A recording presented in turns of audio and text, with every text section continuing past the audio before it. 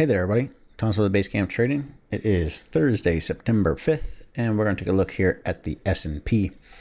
But before we dive in with the data and what's going on with it, make sure you hit that like button and subscribe if you haven't already done so. That way you can stay updated whenever we send out new videos, which is basically a daily basis here. So with that being said, the S&P, did you catch the run up? If you're a member at Basecamp, you know we were looking for it to head higher this week. And specifically, we talked about it yesterday, saying that yesterday, the longs from yesterday should turn into swing trades that run through the resistance today, which in turn triggered last week's weekly bullish engulfing. So there's a couple different things we were looking at here with the S&P. We had rejected, we broke into the previous pivot low last week, and then that was rejected immediately.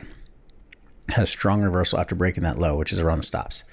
Then we climbed up, ran into the resistance and pulled back, which is not surprising. Nobody wants to hold the S&P right now going into the weekend when we were supposed to have tariffs taking place. So it was risk off and we wanted to hold it going into a holiday weekend. So we had a little bit of a pullback. And then what we did earlier this week is we set up and then triggered a bullish inflection on the dailies, which is exactly what we wanted to see. That inflection is this right here, where our histograms go up, down, and up again.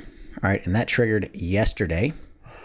And then yesterday we had a 240-minute bull flag, which triggered your entries in the room yesterday morning. And then you were holding that with your stop below the low of that flag, and it jumped all the way through the night session. Had another bull flag this morning on the 240s and spiked even further. And if you were in the room with me this morning, we were covering our longs at 29.83 and a half. So it ended up playing out really, really well. I know there were a lot of people able to take advantage of it, but this was the setup we've been waiting for.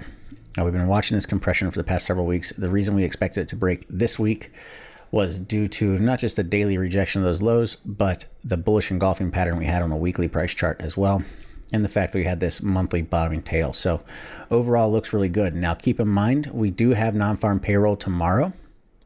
So that's coming out at 8:30 a.m. Be aware of that. We may see a bit of a retracement before then, which we're already starting to experience. We're down, about 15 points off the high so far. But with that being said, we may get a bit of a pullback as people take profits, go risk off, going into non-farm payroll, and then potential spike higher after then. But because of the weeklies and the monthlies, I am looking for the S&P to continue to climb. Momentum still looks strong unless something drastic happens and something goes on with China or have a huge miss on non-farm payroll or something. I'm still bullish the indices longer term and looking for this to go back up to at least 3,000. But really want to see it between 3,020 and 3,030 again, up near these all-time highs. So that's what we're watching. Great job for those of you that took the trade. Played out beautifully. But that's it for today. I'll see you in the next one. Once more, don't forget to like and subscribe. And until next time, everybody, happy trading.